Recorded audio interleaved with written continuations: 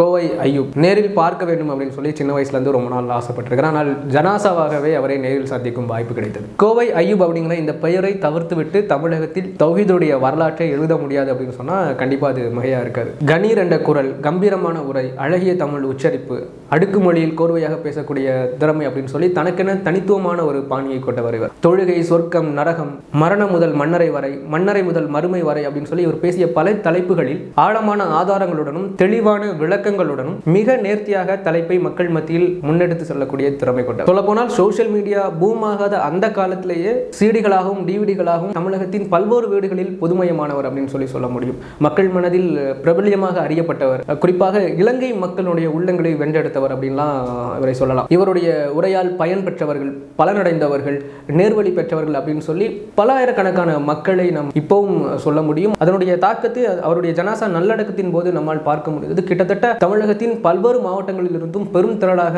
அவருடைய ஜனாசா நல்லடக்கத்திற்கு வந்து சேர்ந்த பெரும் மக்கள் திரள், மக்கள் கூட்டம் அவர் இந்த சமூகத்திற்கு என்ன செய்தார், என்ன செய்துவிட்டு சென்றார் அப்படிங்கிறத சொல்லி காட்டியது அப்படின்னு சொல்ல முடியும். கிட்டத்தட்ட அந்த பெருநாள் திடல் முழுக்க மக்கள் வெள்ளத்தால் நிரம்பி இருந்ததுன்னு சொல்லலாம். ஏன்னா நார்மலாக பெருநாள் தொழுகைக்கு நிற்கக்கூடிய மாதிரி ஒரு சப்பு விட்டு விட்டு நிற்கக்கூடிய கூட்டம் அல்ல. அதாவது ஜனாசா தொழுகைக்கு எவ்வளவு நெருக்கமாக நிற்போமோ அந்த அளவுக்கு மிக நெருக்கமாக நின்றும் அந்த திடல் முழுக்க நிரம்பி இருந்த காட்சிகளை பார்க்க முடிந்தது. இன்னும் சொல்ல போனால் உயிரோடு இருக்கும்போது அவரை கொண்டாட தவறியவர்கள், உயிரோடு இருக்கும்போது அவரை விமர்சித்தவர்கள், உயிரோடு இருக்கும்போது அவரை பற்றி குறை சொன்னவர்கள், புறம் பேசுவர்கள் அப்படின்னு சொல்லி பலரும் கூட அன்றைய தினத்தில் அவருடைய ஜனாசா நல்லடக்கத்தில் கண்கலங்கியபடி வந்து நின்று கொண்டிருந்த காட்சியை பார்க்க முடிந்தது. ஏன்னா காரணம் என்னன்னு சொன்னா, இவர் விமர்சிக்கப்பட்டிருந்தாலும் இவருக்கு மீதான பல்வேறு விமர்சனங்கள் எப்படி மற்ற பொது வாழ்க்கையில் இருக்கக்கூடியவர்களுக்கு எப்படி விமர்சனங்கள் பொதுவானதோ அதே போன்று இவர் மீதும் விமர்சனங்கள்லாம் இருந்தது. அப்படி இருந்தும் பின்பும் இவர் யாரையாவது விமர்சித்திருக்கிறாரா, யாரையாவது கண்ணிய குறைவாக பேசியிருக்கிறாரா அப்படின்னு சொல்லி பார்த்தால் அப்படி ஒரு சின்ன ஒரு காணொளிகளை கூட இவருடைய உரைகளிலோ பேச்சுக்களிலோ இருந்து பார்க்க முடியாது அப்படின்னு சொல்லி சொல்ல முடியும். இவருடைய மரணத்திற்கு பிறகு நாம் சோசியல் மீடியாக்களில் பார்த்த பல பதிவுகளிலும் இதை பற்றி பலரும் சொல்லியிருந்தார்கள். இவருடைய கண்ணியமான பேச்சுக்களையும் இவருடைய கண்ணியமான வார்த்தைகளையும் குணங்களையும் பற்றி பலர் பதிவிட்டிருந்தார்கள். அதையெல்லாம் பார்க்க முடிந்தது. இன்னும் இந்த விஷயத்தில் வந்து சிலரை பாராட்டி ஆக வேண்டும் அப்படின்னு சொன்னால் ஜாக் அமைப்பினரை சொல்லலாம். கிட்டத்தட்ட ஒரு நீண்ட இடைவெளி ஜமாத்திற்கும் இவருக்குமான அந்த ஏற்பட்ட நீண்ட இடைவெளிக்கு பிறகு, அதாவது அவர் முன்னாள் பொதுச் செயலாளராக ஜாக்கில் பயணித்திருக்கிறார். அதற்கு பிறகு அழைப்பாளராக இருந்திருக்கிறார். அதற்கு பிறகு ஒரு நீண்ட காலமாக அவர் அதில் இல்லை, மார்க்க பிரச்சாரங்களை செய்வதில்லை, அவர்களோடு எந்த தொடர்பும் இல்லை அப்படின்னு இருந்த பிறகும் பல வெறுப்புகள் எல்லாம் கடந்தது. என்ன பிரச்சனை, என்ன விஷயம் அப்படிங்கிறதுக்கெல்லாம் நம்ம போக வேண்டிய தேவையில்லை. ஆனால் அந்த வெறுப்புகள் எல்லாம் கடந்து நேற்றைய தினம் ஜாக் அமைப்பினர் அதிக உரிமை எடுத்து அந்த இடத்துல அவருடைய ஜனாசா நல்லடக்கத்தில் கலந்து கொண்டது. மௌலவி ரஹ்மத்துல்லா ஃபர்தோசி அவர்கள் அவருடைய ஜனாசா நல்ல தொழுகைக்கு முன்பாக உரையாற்றினார்கள். ஜாக் அமைப்பினுடைய மூத்த தலைவர் நிறுவனர் ஷேக் கமாலுதீன் மதனி அவர்கள் அவருடைய நல்லடக்கத்திற்கு பின்பாக உரை நிகழ்த்தினார்கள். அவருக்காக பிரார்த்தனை செய்தார்கள். அவர்களுடைய கடன்களுக்கு பொறுப்பேற்குமாறு வலியுறுத்தினார்கள். எஸ் கமாலுதீன் மதனி அவர்கள் கடன்களுக்கு பொறுப்பேற்றுக் கொள்வதாக சில பங்கு செய்வதாக சொல்லியிருந்தார். இப்படின்னு சொல்லி பல விஷயங்களை அதிக உரிமை எடுத்து அந்த இடத்தில் அவர்கள் செய்த விஷயங்கள் உண்மையிலேயே நிகழ்ச்சியாக இருந்தது அப்படின்னு சொல்லலாம்.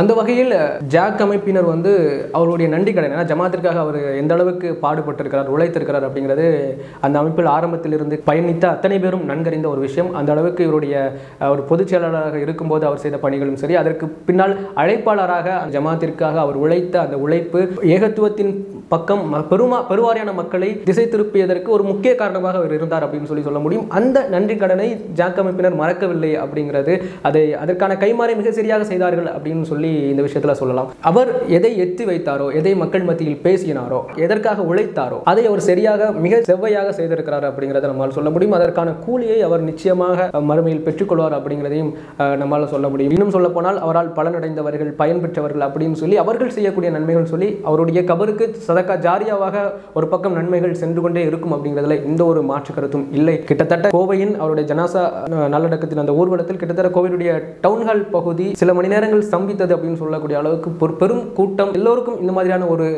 வாய்ப்பை அல்லாஹ் தருவதில்லை. ஆனால் அல்லாஹ் அவருக்கு அளித்திருக்கிறான். ஒரு சிலருக்கு மட்டும் கிடைக்கக்கூடிய இந்த வாய்ப்பு அவருக்கு கிடைத்திருக்கிறது அப்படிங்கிறதிலும் ரொம்ப மகிழ்ச்சியாக இருக்குது. கஸ்வா டிவியின் சார்பாக கூட சில மாதங்களுக்கு முன்பு கடந்த ரமலானில் அவரோட ஒரு நிகழ்ச்சிக்காக தொடர்பு கொண்டிருந்தோம். அது செய்வதாக போனதாக இருந்து பின்னால் அவர் சில வேலைகளில் பிஸியாக இருந்திருப்பார் போல், அதனால் அது செய்ய முடியாமல் போனது. பின்னால் பார்க்கலாம் அப்படிங்கிற, பின்னால் கேட்டுக்கலாம் பேசிக்கலாம் அப்படிங்கிற மாதிரி ஒரு விஷயத்தில் நினச்சிட்டு இருந்தோம். ஆனால் அதற்குள் நமக்கு வந்த அந்த மரண செய்தி, திடீர்னு வந்த மரண செய்தி மிகப்பெரிய ஒரு பேர் அதிர்ச்சியாக இருந்துச்சு. அவருக்கு என்னாச்சு, ஏன் திடீர் மரணம் எப்படி ஏற்பட்டுச்சு அப்படின்னு சொல்லி நம்ம கேள்விப்பட்ட வரைக்கும் அது வந்து லோ பிபி அவருக்கு ஏற்பட்டிருக்கிறது. உடனடியாக அவர் மருத்துவமனைக்கு அழைத்து செல்லப்பட்டிருக்கிறார். அப்படி மருத்துவமனைக்காக அழைத்து செல்லப்படக்கூடிய அந்த வழியிலேயே அவருடைய உயிர் வந்து பிரிந்திருக்கிறது அப்படிங்கிறத நம்ம கேள்விப்பட்டிருக்கிறோம்.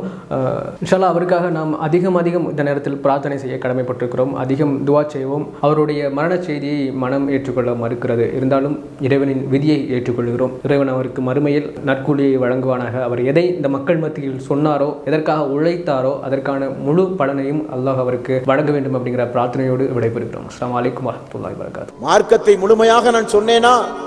ஆமாம் யா ரசூலல்லாஹ், ஒளிவு மறைவில்லாமல் மார்க்கத்தை முழுமையாக நீங்கள் சொன்னீர்கள் என்று அந்த மக்கள் சாட்சி சொன்னார்கள். பாருங்கள், அந்த சாட்சி சொல்லுகிற சபை இந்த சபை.